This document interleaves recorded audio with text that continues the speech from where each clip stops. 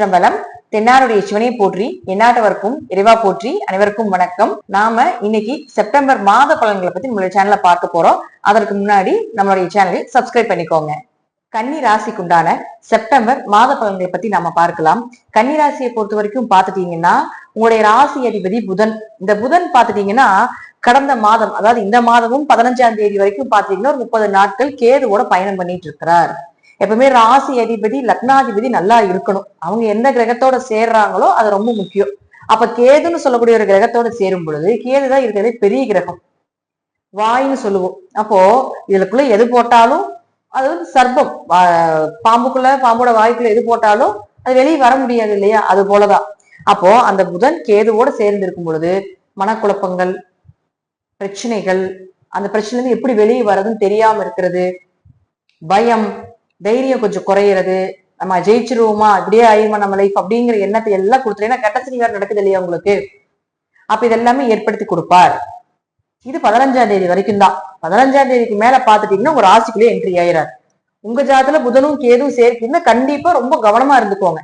பெருமாள் வழிபாடு, ஆஞ்சநேயர் வழிபாடு, விநாயகர் வழிபாடெல்லாம் கண்டிப்பா 15ஆம் தேதி வரைக்கும் நீங்க வைத்துக் கொள்ள வேண்டும். 15ஆம் தேதிக்கு மேல உங்க ராசிக்குள்ளே என்ட்ரி ஆகிறார். அவ பட்ட அவமானங்கள், இழந்த சொத்துக்கள், இதெல்லாம் மீண்டும் எடுத்து கொடுக்கக்கூடிய ஒரு காலகட்டங்கள் அப்படிங்கிறது 15ஆம் தேதிக்கு மேல நிச்சயமாக நடக்கும். ஏன்னா அதே இடத்துலதான் புதன் ஆட்சி உச்சம் பெறுகிறார். எந்த கிரகத்துக்குமே பாத்துட்டீங்கன்னா ஒரு வீடு ஆட்சி ஒரு வீடு உச்சம் அப்படித்தான் இருக்கும்.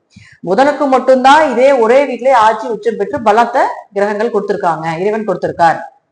அப்போ லக்னாதிபதி லக்னத்தில் இருந்தால், ராசி அதிபதி ராசியில் இருந்தால் பெயர், புகழ், மதிப்பு, மரியாதை, பொருளாதார வளர்ச்சி, பண வரவு, கண்டங்கள் விலகுவது, நீங்க செய்யறது எல்லாமே சக்சஸ் ஆகிறது, இது எல்லாத்தையும் ஏற்படுத்தி கொடுத்து விடுவார். அப்போ அடுத்தது பாருங்க சுக்கிரன். இந்த சுக்கிரன் அப்படின்னு சொல்லக்கூடியவர் யாரு? 2 9ஆம் அதிபதியாகி 11ஆம் வீட்டுல 14ஆம் தேதி வரைக்கும் இருக்கிற. அதுக்கடுத்து அவரு கேதுவோட வரார். அப்போ பணம் சார்ந்தது, பொருளாதாரம் சார்ந்தது, குடும்பம் சார்ந்த விஷயங்கள், அப்பா முறையில வரக்கூடிய ஏதாவது ஒரு பண வரவுகள், பூர்வீக சொத்துக்கள், இது எல்லாமே பேச்சுவார்த்தை நடத்தணும். உயர்கல்வி சார்ந்த விஷயங்கள் பேச்சுவார்த்தை நடத்தணும். அதுக்குண்டான ப்ராசஸ் பண்றீங்க அப்படின்னா 14ஆம் தேதிக்கு முன்னாடியே வைத்துக் கொள்வது என்பது ஒரு சிறப்பான விஷயமாக இருக்கும்.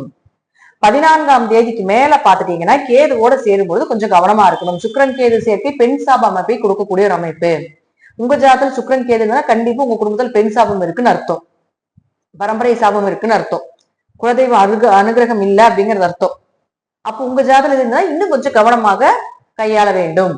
சுக்கிரன் கேது சேர்க்கை அப்படிங்கிறது பாத்துட்டீங்கன்னா பெண்களால பிரச்சனைகள் ஏற்படுறது ஆண்களுக்கு. அதே போல பாத்துட்டீங்கன்னா உங்களுக்கு ஆண்களாக இருந்தால் பெண்களுக்கும், பெண்களாக இருந்தால் ஆண்களுக்கும் அப்படிங்கிற ஒரு தப்பே பண்ணலைகளும் தப்பாக ஒரு பிம்பத்தை கிரியேட் பண்ணிடும். அப்ப அதுலயும் கொஞ்சம் பேச்சுவார்த்தை எல்லாமே கொஞ்சம் கவனமா இருந்துக்கணும் 14ஆம் தேதிக்கு மேல. அடுத்தது செவ்வாய். செவ்வாயை பொறுத்த வரைக்கும் பாத்தீங்கன்னா 3 8 குடையவராகி செவ்வாய் போய் உங்களுக்கு ராசிக்குள்ளேயே நிற்கிறார். அப்போ 3 குடைய ராசியில இருந்தா கண்டிப்பா உங்களுக்கு 13ஆம் தேதி வரைக்கும் உங்க முயற்சிகள் கைகூடி வர்றது, எது செஞ்சாலும் ஓரளவுக்கு சக்சஸ். என்னதான் புதன் உங்களுக்கு இங்க இருந்தாலும் ஓரளவுக்கு இந்த செவ்வாய் மூலமாக ஓரளவுக்கு பண வரவோ கொஞ்சம் தைரியத்தையோ ஏதோ ஒண்ணு கொடுத்துருவார். ஆனா 8 குடையவர் லக்னத்துக்கு வரும் பொழுது கொஞ்சம் ஆயுள் பலம் கவனமா பாத்துக்கணும். ஆயுள்னா நம்ம ஆயுள் போயிடுவோம் அப்படின்னு நினைச்சுக்க கூடாது. கொஞ்சம் யாராவது ஒருத்தருக்கு கண்டங்கள் ஏற்படுறது, சின்ன சின்ன மருத்துவ செலவுகள் ஏற்படுறது, இதெல்லாம் கொடுத்துரும். அதுல கொஞ்சம் கவனமாக இருந்து செயல்படுத்திக் கொள்ள வேண்டும். அதே போல சனியை பொறுத்த வரைக்கும் உங்களுக்கு இந்த செவ்வாயே 13ஆம் தேதிக்கு மேல 2ஆம் வீட்டுக்கு வந்துடுவார். அப்ப 8-2 தொடர்பு தான் பாத்தீங்கன்னா திடீர் வருமானம், ஷேர் மார்க்கெட் யோகம், அதே போல எம்எல்எம் சம்பந்தப்பட்ட பண வரவுகள், சிறு வருமானம் மூலமாக பெரு வருமானம் சேர்ப்பது, ஆன்லைன் ட்ரேடிங் எல்லாமே பாத்துட்டீங்கன்னா உங்களுக்கு இந்த 8 2 10 11 5 ஒரு குறிப்பிட்ட கிரகச்சேர்க்கைகள் உண்டு.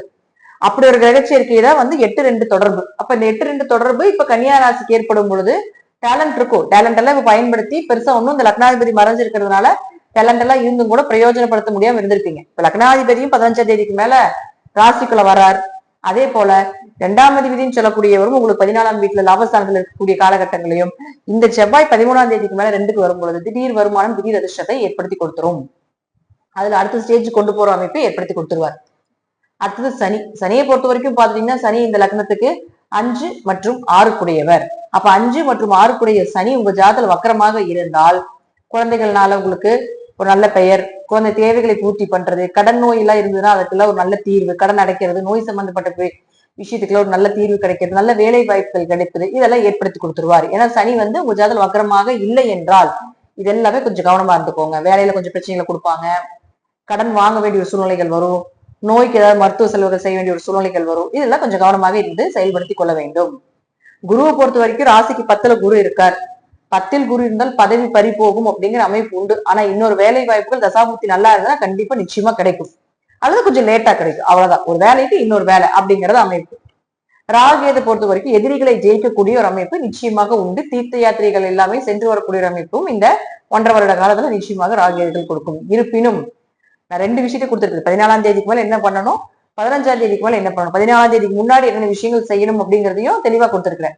அப்போ கன்னிராசியை பொறுத்த வரைக்கும் பாத்துட்டீங்கன்னா இந்த மாதம் நன்மைகள் தீமைகள் இரண்டுமே கலந்து ஓரளவுக்கு 80% நன்மைகளையே கொடுக்கக்கூடிய அமைப்பை கொடுத்துருக்குது.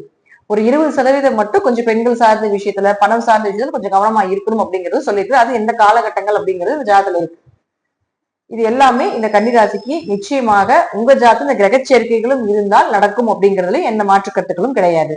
துலா ராசிக்கு உண்டான செப்டம்பர் மாத பலன்களை பத்தி நம்ம இப்ப பார்க்கலாம். துலா ராசியை பொறுத்த வரைக்கும் பாத்துட்டீங்கன்னா உங்க ராசி அதிபதியும் 8ஆம் அதிபதியும் சுக்கிரனே. அவர் இருக்கக்கூடிய வீடு அப்படின்னு பாத்தீங்கன்னா 10ஆம் வீட்டுல 14ஆம் தேதி வரைக்கும் இருக்காரு. அப்ப துலா ராசி துலா லக்னக்காரர்களுக்கு 14ஆம் தேதி வரைக்கும் தொழில் வளர்ச்சிகள் உண்டு, பொருளாதார வளர்ச்சி உண்டு, திடீர் வருமானங்கள் உண்டு. 8-10 தொடர்பு ஏற்பட்டா கொஞ்சம் தொழில பிரச்சனைகளும் வரும், ஆனா வருமானத்தையும் ஏற்படுத்தி கொடுத்து விடுவார் அப்படிங்கறத முற்றிலும் உண்மை. அப்ப துளாராசியை பொறுத்த வரைக்கும் ஏதாவது ஒரு காரண கட்டங்கள்ல நிச்சயமாக 14ஆம் தேதி வரைக்கும் பெயர் புகழ் மதிப்பு தொழில் ரீதியாக இருக்கக்கூடிய எல்லாமே உங்களுக்கு சக்சஸ் ஆகிறதுக்கு உண்டான வாய்ப்புகளும் உண்டு. 14ஆம் தேதிக்கு மேல கேதுவோட சேரப்போகிறார். லக்ன ரீதியாக இது பாதகாதிபதி, பாதகஸ்தானம் அது. அப்ப 14ஆம் தேதிக்கு மேல கேதுவோடு இருக்கும்போது உங்க ஜாதத்துல சுக்கிரன் கேது சேர்க்கை இருந்ததுன்னா கண்டிப்பாக பாத்தீங்கன்னா பெண் சாபம் உள்ள அமைப்பை ஏற்படுத்தி கொடுப்பார். மேக்சிமம் துலாம் ரிஷபம் இதெல்லாமே பெண் சாபம் பெற்ற ஒரு அமைப்பை நிச்சயமா கொடுக்கும். குடும்பத்துல பெண்களுடைய நிலைகள் அப்படிங்கிறது பாத்துட்டீங்கன்னா ஒரு மனக்கவலைகளோ ஒரு உடல் ரீதியாகவோ ஏதோ ஒரு விஷயத்துல இந்த ராசிக்குள் இருக்கக்கூடியவர்கள் அவங்க குடும்பத்தில் இருக்கக்கூடிய பெண்களுக்கும் ஓரளவுக்கு நன்மைகள் இல்லை அப்படிங்கறத முற்றிலும் உண்மை. அப்ப அந்த ராசி அதிபதி இயற்கையாகவே உங்க ஜாதத்துல கேதுவோடு இருந்தா அக்யூரேட்டா 100% இந்த பலிதமாகும் பெண் சாப ஜாதகமே. அப்ப என்ன உங்களுக்கு பெண்களாக இருந்தால் ஆண்கள் ரீதியாக பிரச்சனைகளும், ஆண்களாக இருந்தால் பெண்கள் ரீதியான பிரச்சனைகளும் கண்டிப்பாக சந்திப்பீர்கள். அப்ப 14ஆம் தேதிக்குள்ள தொழில் ரீதியாக பொருளாதார ரீதியாக சிறப்பா வச்சுக்கோங்க. 14ஆம் தேதிக்கு மேல கேதுவோட சேரும் பொழுது கொஞ்சம் கவனமா இருந்துக்கோங்க. பணம் கொடுக்கல் வாங்கல், ஒரு லாபம் எதிர்பார்க்கறது, பெருசா புதுசா எதுவும் செய்யாம இருக்கிறது நல்லது. அடுத்தது செவ்வாய். செவ்வாய் பொறுத்த வரைக்கும் பாத்துட்டீங்கன்னா 2-7 குடையவராகி உங்களுடைய ராசிக்கு 12ல நிக்கிறார். அப்ப 2 குடையர் 12ல போய் நின்னுச்சுன்னா கண்டிப்பா வருமானம் வரும், ஆனா விரயமாகும், ஏதாவது ஒரு விரயத்தை கொடுக்கும். அப்ப 7 குடையர் அவராகி 2ல இருக்கும் பொழுது 12ல இருக்கும் பொழுது உங்களுக்கு இந்த காலகட்டங்கள்ல கணவன் மனைவிக்கு ஒரு விரயத்தை ஏற்படுத்தி கொடுப்பார். அதே போல பாத்துட்டீங்கன்னா 7-12 தொடர்பு ஏற்பட்டா வெளிநாடு வெளியூர் இம்போர்ட் எக்ஸ்போர்ட் பிசினஸ் பண்றது இதெல்லாமே கொஞ்சம் பார்த்து யோசிச்சு பண்றது சிறப்பு. ஏன்னா 7 அப்படிங்கிறது பார்ட்னர்ஷிப் சொல்றது, கணவன் மனைவி உறவை சொல்றது, திருமணத்தை சொல்றது, பரிகாரமே 7ஆம் இடத்தை வச்சுதான் நம்ம எடுக்கணும். அப்ப அந்த 7ஆம் இடத்து அதிபதி உங்களுக்கு 12ல போய் நிற்கும் பொழுது கண்டிப்பாக இந்த காலகட்டத்துல ரொம்ப அலைச்சல் பயணங்கள் இதெல்லாம் இருக்கும். இதெல்லாம் கொஞ்சம் தவிர்த்துக் கொள்வது என்பது சிறப்பானதாக இருக்கும். அடுத்தது சூரியன். சூரியனை பொறுத்த வரைக்கும் பாத்தீங்கன்னா உங்களுடைய ராசிக்கு 11ல நிக்கிறார். அவரும் கேதுவோட தான் இருக்காரு. இயற்கையாகவே சூரியன் கேது சேர்க்கை ஜாதகத்துல பித்ரு தோஷம், தந்தை வழி கர்ம தோஷங்கள், பரம்பரை தோஷங்கள் இதெல்லாம் நம்ம சூரியன் கேது வச்சு நம்ம எடுக்கலாம், என்னென்ன இருக்கு அப்படின்னு எடுக்கலாம். அப்போ அவர் 16ஆம் தேதி வரைக்கும் இங்க பாதகஸ்தானத்துல கேதுவோட இருக்கிறார்.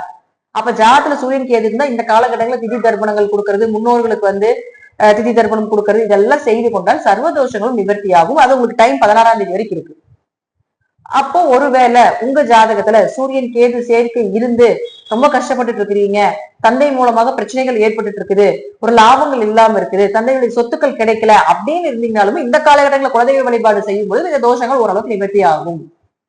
இது 16ஆம் தேதிக்கு மேல பாத்தீங்கன்னா 12ஆம் வீட்டுக்கு வந்துருவார். அப்ப லாபஸ்தான அதிபதி 12ஆம் வீட்டுக்கு வரும்பொழுது லாபமும் வரும், இங்க இருக்கிற ஓரளவுக்கு லாபமும் வரும், பின்னாடி விரயங்களும் உண்டு. அப்போ பணத்தை சம்பாதிக்கணும், ஓரளவுக்கு பெயர் புகழ் கிடைக்கணும் அப்படின்னா 14ஆம் தேதிக்கு முன்னாடி சேர்த்து வைத்துக் கொள்வது என்பது சிறப்பு. அதற்கு மேல பாத்தீங்கன்னா கொஞ்சம் விரயத்தை ஏற்படுத்தி கொடுப்பார். அதனால துளாராசி துலா லக்னக்காரங்கள் கொஞ்சம் விரயம் அப்படிங்கிறத முன்னாடியே பணம் நம்ம பின்னாடி விரயம் ஆக போகுது அப்படின்னு தெரிஞ்சு கொஞ்சம் முன்னாடியே சேஃப்டி பண்ணி வைத்துக் கொள்வது என்பது சிறப்பு. அடுத்தது பாத்தீங்கன்னா சனி. சனி வக்ரத்துல இருக்கார். ஜாதகத்துல சனி வக்ரமாக இருந்தால் ஓரளவுக்கு நற்பலன்களே. சனி யாரு உங்க ஜாதகத்துக்கு 4-5 குடையவர். அப்ப 4-5ஆம் அதிபதியான சனி பகவான் 6ஆம் வீட்டுல இருக்கும்போது ஓரளவுக்கு நன்மைகளை நிச்சயமாக கொடுத்தே தீருவார். வீடு மனை சொத்துக்கள், வண்டி வாகன யோகங்கள், கடன் அடைக்கிறது இதெல்லாம் நிச்சயமா ஏற்படும். ஒருவேளை சனி வக்கரமாக இல்லை என்றால் இதுல கொஞ்சம் கவனமா இருந்துக்கோங்க. ஒரு இடமாற்றம் பண்றதா இருந்தாலும் சரி, சொத்து மாற்றம் பண்றீங்க, வீடு மனைகள் ஏதாவது வாங்க வேண்டிய சூழ்நிலைகள் இருக்கு. ஏன்னா ஒரு சிலர் யோசிப்பாங்க, விரையமானு சொல்றாங்க, நம்ம ஒரு சொத்துக்கு ஏதாவது வாங்கி போடலாமான்னு யோசிப்பாங்க. அப்ப அந்த யோகம் இருந்தால் மட்டும் வாங்குங்க, இல்லைன்னா அது ஏமாற்றத்துக்கு உண்டான வாய்ப்புகளை ஏற்படுத்தி கொடுக்கும். அடுத்தது பாருங்க, உங்களுக்கு உங்களுடைய ஜாதத்துல புதன் அப்படின்னு சொல்லக்கூடியவர் இயற்கையாகவே அவரும் கேதுவோடவே நிக்கிறார். அவர் யாரு? 9, 12ஆம் அதிபதி. அவரும் 15ஆம் தேதி வரைக்கும் இங்கதான் நிக்கிறார். அப்போ துளாராசிக்கு முழுக்க முழுக்க முழுக்க லாபம் வருவதற்கு கொஞ்சம் தடை வந்தாலும் அது விரயமாகும் அப்படிங்கறது காட்டுது. ஏன்னா அவரு உங்களுக்கு 12ஆம் வீட்டுக்கு வந்துடுறாரு 16ஆம் தேதி வரைக்கும், 14ஆம் தேதிக்கு மேல. அங்க ஆட்சி உச்சம் பலம் பெற்று இருக்கிறார். இங்க இருந்தாலும் உங்களுக்கு சாதாரண கேதுவோடு இருக்கும் பொழுது லாப தடைகள் உண்டு. ஆனா இங்க வந்ததுக்கு அப்புறம் பாத்தீங்கன்னா ஆட்சி உச்சம் பெறும்பொழுது லாபத்தை கொடுக்கும், விரயத்தையும் கொடுக்கும், ரெண்டுமே இருக்கும். இங்க கேதுவோடு இருக்கிறத விட இங்க ஆட்சி உச்சம் பலம் பெறும் பொழுது ஓரளவுக்கு சுய முயற்சியா சம்பாதிச்சு வரக்கூடிய அமைப்பையும் நிச்சயமாக ஏற்படுத்தி கொடுத்து விடுவார்.